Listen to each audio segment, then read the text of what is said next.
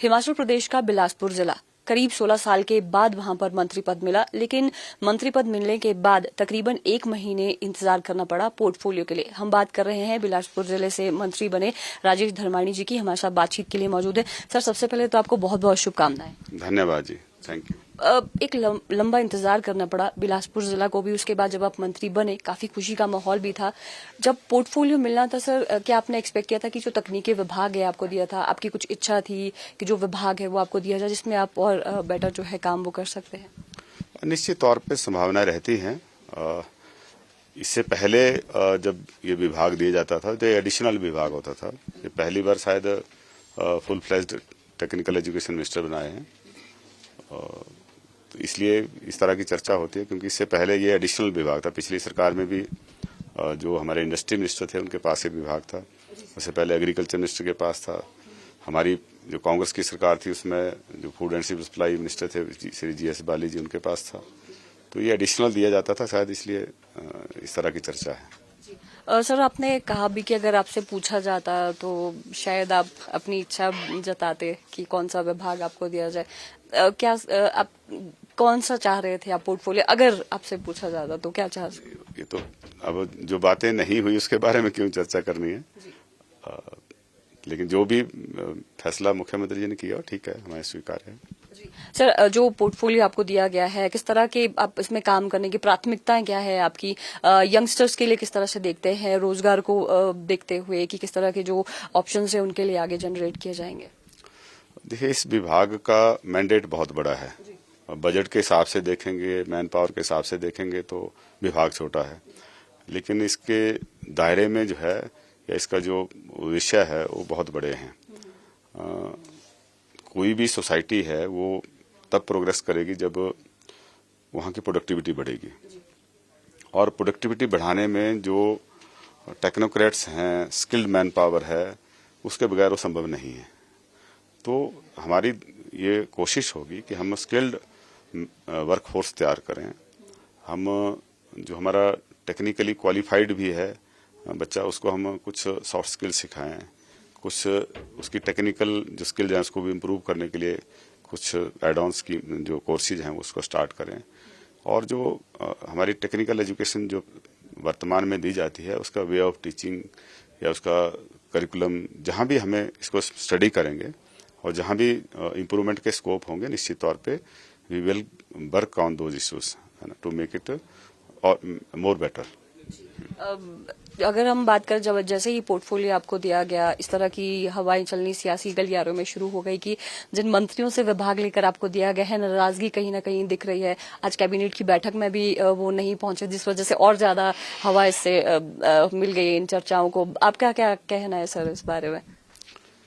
देखिए, अब मेरी श्री रोहित ठाकुर जी जो हमारे एजुकेशन मिनिस्टर है, जिनकी तरफ आप इशारा करें, उनसे बात नहीं हुई। मैंने पहले दिन जिस दिन ये अनाउंस हुआ शाम के टाइम जब पता लगा तो मैंने कॉल किया, लेकिन शायद वो परिवार के साथ कहीं विजिट पे हैं, उनका मोबाइल स्विच ऑफ आया था। अब उनका क्या रिएक्शन है मुझे नहीं पता, लेकिन मैं रोहित जी को अपनी व्यक्तिगत तौर पे कह सकता हूँ कि मैंने उनसे विभाग लेने के लिए कोई लॉबिंग नहीं की थी, ना ही मैंने इसके बारे में कोई इच्छा प्रकट की थी। तो मेरा तो उसमें कोई रोल नहीं है। बात अगर सर बिलासपुर जिले की जाए तो राष्ट्रीय अध्यक्ष है भाजपा के जगत प्रकाश नड्डा।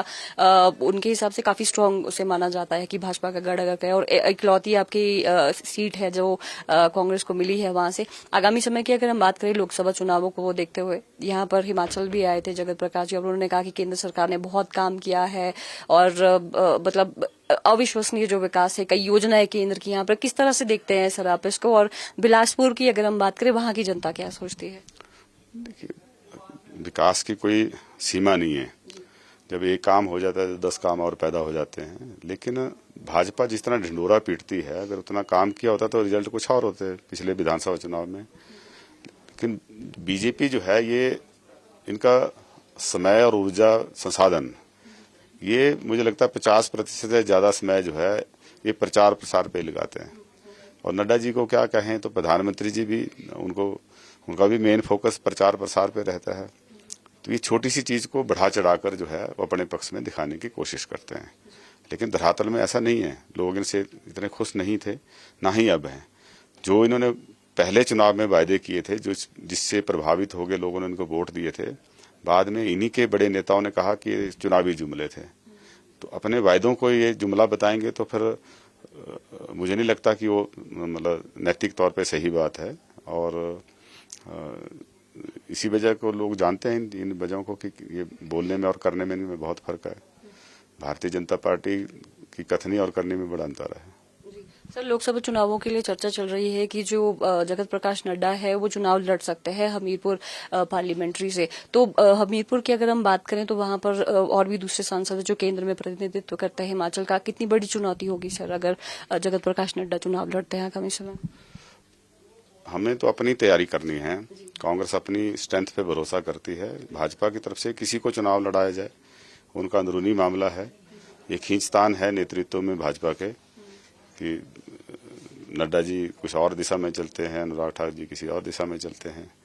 तो इस वजह से इस तरह की चर्चाएं जन्म लेती हैं। शुक्रिया सर बातचीत की। Thank you. तो ये थे हिमाचल प्रदेश के नवनियुक्त मंत्री, और अभी हाल ही में इन्हें जो टेक्निकल विभाग दिया गया है, और इन्होंने कहा है कि अपने विभाग में ये किस तरह से उसे एडवांस जो चीजें हैं वो की जा सकती है, और युवाओं को विशेषकर जो रोजगार है वो किस तरह से दिया जा सकता है उस पर ध्यान दिया जाएगा। और जो चर्चाएं चल रही है सियासी गलियारों में कि कुछ जो मंत्री है जिनका विभाग इन्हें दिया गया है, किसी तरह की नाराजगी नहीं है और इनकी अपनी वो इच्छा नहीं है कि जो इन्हें विभाग दिया जाए, इस पे सीधा सीधा हम कह सकते हैं कि मुख्यमंत्री ने जो जिम्मेदारी दी है उसे वो निभा रहे हैं। शिमला से कैमरा पर्सन अनीश चौहान के साथ मैं रेशमा कश्यप, डेली पोस्ट पंजाब हरियाणा, हिमाचल।